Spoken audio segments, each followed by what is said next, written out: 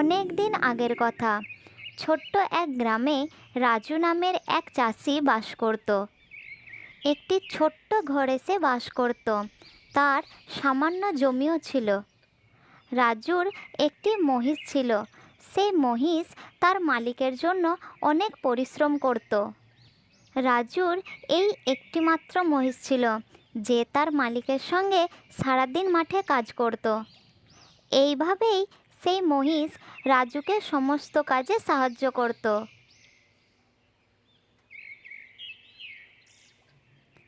একদিন চাষির হঠাৎ মৃত্যু হয়। এই দেখে সেই মহিষ খুব কাঁদতে থাকে। এখন সে কার আশ্রয়ে বাঁচবে, এই ভেবে মহিষ খুব চিন্তায় পড়ে যায়। মহিষ বাকি জীবন স্বাধীনভাবে বাঁচার জন্য জঙ্গলে চলে যায়। সে নির্ভয়ে পুরো জঙ্গল ঘুরতে থাকে আর খিদে পেলে জঙ্গলের সবুজ ঘাস খায়।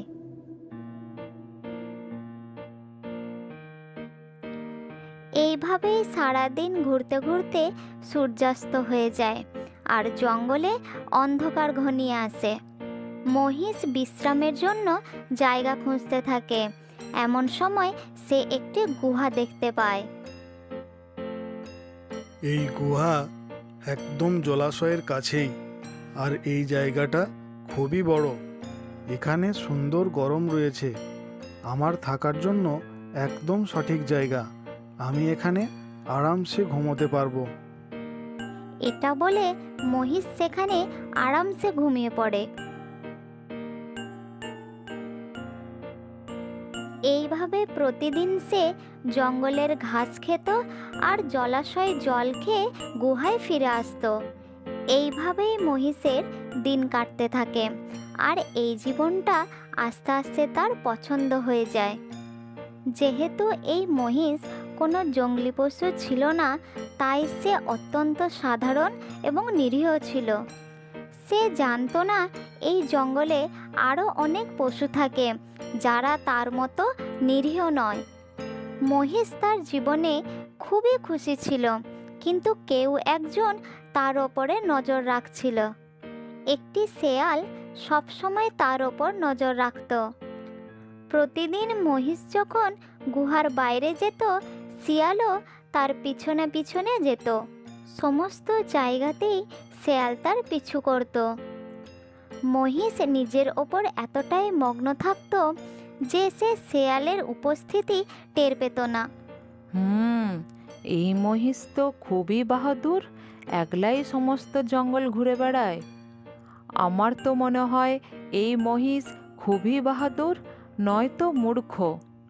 ও কি জানে ও কার গুহায় বাস করছে? চলো, কাল একটু আনন্দ করা যাবে। কেমন আছো মহিষ ভাই? তুমি কি এই জঙ্গলে নতুন এসেছো? আমি এখানে রোজই ঘাস খেতে আসি, তাই আমি নিজেকে এখানে নতুন বলতে পারি না। বুঝেছি, তুমি আমার সঙ্গে মজা করছো। তাছাড়া তুমি তো খুবই ছোট একটা পশু। হা হা হা! এক শেয়াল মহিষকে ছোট পশু বলছে, এটা তো সত্যিই মজার কথা। আমার সঙ্গে মজা করার সাহস কি করে হয় তোমার? আমি জঙ্গলের রাজা, ওই গুহা আমার। যেখানে তুমি বাস করছো, এই জঙ্গলের সমস্ত পশু আমাকে দেখে ভয় পায়। যদি তুমি বাঁচতে চাও, তাহলে এখনই আমার সামনে মাথা নিচু করো। এটা ঠিক যে আমি এই জঙ্গলে নতুন এসেছি, তার মানে এই নয় যে আমি তোমার সমস্ত কথা বিশ্বাস করব। শোনো শেয়াল, আমি জানি তুমি এই জঙ্গলের রাজা নও। তুমি তো এটাও জানো না হয়তো এই জঙ্গল কতটা গভীর। আমি তোমাকে এটাই বলতে চাই, তুমি আমার সময় নষ্ট করো না। মহিষের কথা শুনে শেয়াল মনে মনে ভীষণ রেগে যায়।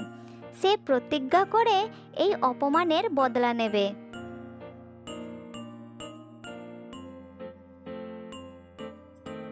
এদিকে মহিষ বুঝতে পারে এখন থেকে তাকে খুব সাবধানে থাকতে হবে। এই চালাক শেয়াল জানে আমি কোথায় থাকছি, তার মানে সে আমার ওপর নজর রাখছে। আমি তো এটা আগে ভেবে দেখিনি, যখন এই গুহার আসল মালিক আসবে তখন আমি কি করব। এখন থেকে আমাকে খুব সাবধানে থাকতে হবে। সেই রাতে চাঁদ তার উজ্জ্বল আলো চারিদিকে ছড়িয়ে দিচ্ছিল। মহিষ তার গুহায় বিশ্রাম নিচ্ছিল। তখন সে কিছু শব্দ শুনতে পায়। সে বাইরে তাকিয়ে অদ্ভুত একটা ছায়া দেখতে পায়, আর সে ভয়ে কাঁপতে থাকে। আরে, এটা তো একটা সিংহ। তার মানে এই এই গুহার আসল মালিক। এখন আমি কি করব? সিংহ তো আমাকে খেয়ে ফেলবে। সিংহ যতই কাছে আসতে থাকে, মহিষ ততই ভয়ে কাঁপতে থাকে। তখন তার মাথায় একটি বুদ্ধি আসে। গুহার ভেতর থেকে আমি সিংহকে দেখতে পাবো, কিন্তু সিংহ আমাকে বাইরে থেকে দেখতে পাবে না। এটা আমার জন্য খুবই লাভজনক। তখন মহিষ মনে সাহস সঞ্চয় করে নাটক করতে থাকে। হা হা হা, ওই দেখো, ও আসছে। তুমি কি পাগল হয়ে গেছো? ও শুনে ফেলবে। হ্যাঁ, তুমি ঠিকই বলেছ, ক্ষমা করো আমাকে। কিন্তু দেখো তো, ওকে কতটা সুস্বাদু লাগছে। কেন? আমি তোমাকে বলিনি এখানে যে থাকে আমরা দুজনে মিলে তাকে খেতে পারবো? হ্যাঁ, ঠিকই বলেছ তুমি। আজ রাতের জন্য আমাদের খাবার নিজেই এসে গেছে। হা হা হা, একদম। এই কথা শুনে সিংহ ভয়ে কাঁপতে থাকে। আরে, এরা কোন ধরনের পশু যারা আমাকে খেতে চায়? কিন্তু ও থেমে গেল কেন? অনেক দেরি হচ্ছে, আমার কিন্তু খুব খিদে পেয়েছে। চলো আমরা দুজন ওকে আক্রমণ করি। ও আমাদের দুজনের সঙ্গে লড়াই করতে পারবে না। মহিষের এই চালাকি কাজ দেয়, আর সিংহ গুহার সামনে থেকে ভয় পালিয়ে যায়। মহিষ শান্তির নিঃশ্বাস ফেলে। সে বুঝতে পারে যে কোনো পরিস্থিতিতে শান্ত থাকা কতটা জরুরি। বাকি রাতটা মহিষের ভয়ে ভয়েই কাটে। পরের দিন ঘুরতে ঘুরতে শেয়াল সিংহের কাছে গিয়ে পৌঁছায়। এত কাছ থেকে শেয়ালকে দেখে সিংহ ভয় পেয়ে যায়। আরে, তুমি তো আমাকে ভয় পাইয়েই দিয়েছিলে। কি? আমি তোমাকে ভয় পাইয়ে দিয়েছিলাম? তুমি তো সিংহ, এই জঙ্গলের রাজা। হ্যাঁ, আমি জানি আমি এই জঙ্গলের রাজা, কিন্তু তুমি তো একজন মূর্খ। তুমি কি এটা মনে করো এখানে আমার থেকে বড় আর ভয়ঙ্কর পশু নেই? কাল রাতেই এমন দুজনের সঙ্গে আমি মুখোমুখি হয়েছিলাম। ওরা দুজন আমার গুহা অধিকার করে নিয়েছে। কি? যারা তোমার গুহায় বাস করছে তারা তোমার থেকে বড় আর ভয়ঙ্কর? তুমি কি আমার সঙ্গে মজা করছো?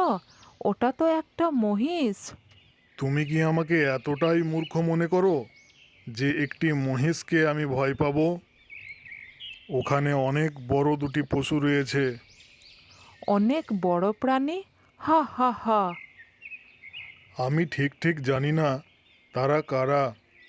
আমি গুহার ভেতরে যাইনি, শুধুমাত্র তাদের আওয়াজ শুনেছি। তারা আমার ওপর আক্রমণ করতেই যাচ্ছিল। আমি সেখান থেকে পালিয়ে বেঁচে গেছি। ও কোনো বড় প্রাণী নয়, ও তোমাকে বোকা বানিয়েছে। ও একটা মহিষ। যেদিন থেকে এই জঙ্গলে এসেছে আমি তার ওপর নজর রেখেছি। ভুল বকা বন্ধ করো। আমাকে অপমান করার সাহস তোমার কি করে হয়? আমি এটা প্রমাণ করতে পারি। ও একটা মহিষ, সে তোমার শিকার। ঠিক আছে, চলো একটা কাজ করি।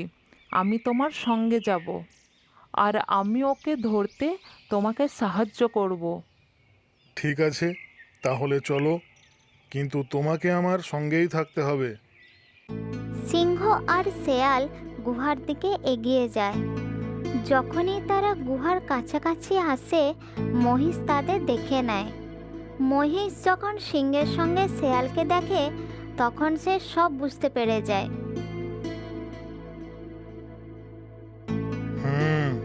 শিয়াল ভাবছে ও খুব চালাক, আমি এখনই ওকে মজা দেখাচ্ছি। এখন আমাকে এই ব্যাপারটা সামলাতে দাও। আমি যখন তোমাকে বলবো তখন তুমি গুহার ভেতরে এসো।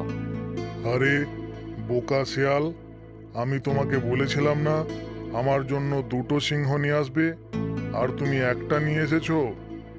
আমরা কাল রাত থেকে কিছুই খাইনি, আর তুমি চাইছো আমরা একটা সিংহকে দুজনে ভাগ করে খাবো? ও, তার মানে তুমি ওর হয়ে কাজ করছো? না না মহারাজ, এটা সত্যি নয়, আপনি ভুল ভাবছেন। তুমি কোনো কাজের নও।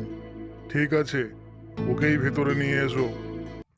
মহিষের এই কথা শুনে সিংহ দৌড় দেয়। বিশ্বাসঘাতক শিয়াল, আমি তোমাকে ছাড়বো না। মহিষ শেয়ালকে দারুণ শিক্ষা দেয়। এরপর সিংহ আর কোনোদিন সেই গুহার দিকে আসেনি, আর মহিষ শান্তিতে সেই গুহায় বাস করতে থাকে।